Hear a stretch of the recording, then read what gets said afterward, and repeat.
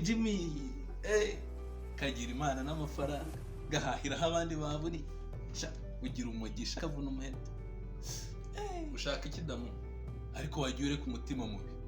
Uwo mutima mubi ntaterwa na satani kurimo se. Ndasubiramo, ushaka ikidamu narinje kugusuhuza no kumenya uko wiriwe, kubaza amakuru nk'inshuti nyine tu. Niba ari byo byari bikuzanye koko, tumeze neza, turaho, amakuru ni meza, mu rugo baraho, turi amahoro. Ngaho genda, hari aho nari ngiye kujya. Usanze nari ngiye, uransezera utambajije uko niriwe, amakuru yanjye, uko naraye, uko merewe.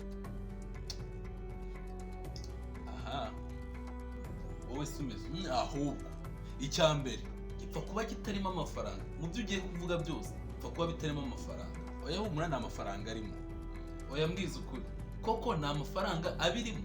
Nubwo yabamo ari make, ariko n'ubundi akaza, ariko ndi gusoza. Muri make urashaka ko nkuguriza andi mafaranga rikaba irindi deni. Okay, buriya niko twabivuga, ariko njye simbibona nk'ideni. Ubibarwa nko kwambura. Oya, kubera ko njyewe mbibona nko kuntiza, kuko igihe n'igihe, isaha ku isaha nshobora guhita nyagusubiza. Igihe nyaboneye nayagura. Maze kungeramo angahe damu? Si menshi ariko nyine angahe? Hajya si 30. Okay, ni 45, ndabyibutse. Nari mbeshye. Okay, ni 45, nari mbeshye. Banza ugarura ayo ngayo, noneho ndimo tuzavugana nyuma. Shasa nwanere icyizere pe. None se ntabwo ukinyizera muvandi? Ntakwizera nese kandi buri gihe uza ngo mwongerera ndi aho kunyishyura. Nibyatangiye umbwira ngo ni 1000 gusa. Umunsi wa kabiri ukambwira uti ni 200 gusa, ntabwo nakwambura ngo simeze nk'abandi. Ikosa nakoze ni ukukwizera. Umunsi wa gatatu urambwiye ngo 10 ryonyine uryongeyeho ryakemura utubazo twose. None ndorera, buri munsi ongera andi mafaranga. Nyuma y'ibyo byose, ibyakurikiyeho kugira ngo ngeremo 45 byose ni imigani. Ubu tubibara nk'ibitarabaye. Inyagenge we, nakubwiza ukuri uyu munsi nta mafaranga yandi uri bunkuremo. Ntabwo uyu munsi bikora. Nanjye sinakabaye mutesha umutwe bigeze aha pe. Ngo ubimenye se sha, gusa nawe wabifite umutima wumva wanyumva pe. None se nawe aho nashoye mu minsi ishize hose harahombye sha, nyeneye amasengesho pe. Ubundi byose byatangiye nshora mu kabari, kaba karahombye, ariko ibyo byose kubera indaya. Ariko ibyo ntabwo byari ngombwa kubinyibutsa. Usibye akabari nari nashoyemo, kandi nkashoramo menshi, nahise nshora muri resitora, maze nayo irampombera. Ngo impombere make se sha, ariko igihombo cyo cyarizanye. Ntabwo yari ya mpamvu ya mbere wanyibukije. Noneho n'akanyungu kavagamo, kazaga mu gihe kirambiranye, kakaza ari na gatoya. Bona biragoranye pe. None ubushaka ngo umuhe ayo gushora ahunguka, kandi akaza ari menshi mu gihe gito. Ariho mu rusimbi, ariko njyewe sinkina urusimbi. Ntabwo njya nyina urusimbi pe. Kagira inkuru, wararuretse se? Cyane rwose. Ubu njyewe nikinira akadege, akora n'agapari gusa.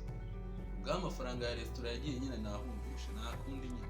Ariko nabyo ndakubwiza ukuri ko naheruka kubikora pe. Wumve ngo narahindutse, ndiseriye, ndashaka nanjye gushira ubuzima bwanjye ku murongo, nkamenya ngo nshaka iki, nshaka kuva hangagera nkamera nkawe mbese muri make. Niyo mpamvu nshaka ngurize 50,000 twonyine. Ndakinamo ndaza kugenda nshaka ahantu nshora amafaranga, ndaza kuyagaruza. Nshaka guhindura ubuzima bwanjye. Dore ni wowe ngira nk'inshuti kandi nyumva ni ukuri mbabarira. Ngurize utwo 50,000 twonyine, twiyongera kuri bya bindi 45. Mu minsi mike nzayaguha. Uyu munsi nta mafaranga ukora byo. Nta mafaranga mfite. Nta mafaranga mfite.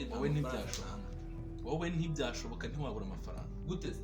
Kandi nawe ubwawe ntabifite. Akaba ariyo mpamvu waje kuyansaba. Rero nanjye ntabifite. Ariko nyamara wagira impuhwe musa. Wagira impuhwe pe. Impuhwe ziba kwa muganga mwana, ibyo bireka.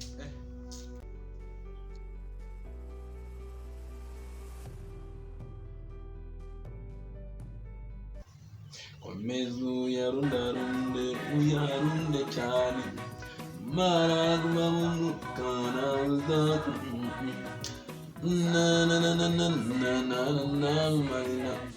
Timoteyo wa mbere igice cya 6 umurongo wa 7 haravuga ngo kuko ari ntacyo twazanye mu isi, amen, kandi nta nicyo tuzabasha kuyivanamo. Umurongo ujya umfashe cyane, bikaribwa n'umuntu utarabiruhiye. Ngaho nyibutsa momo yawe. Aha ntiwumva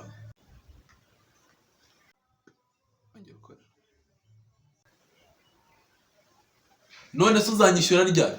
Okay, urakoze, tuzatuvugana.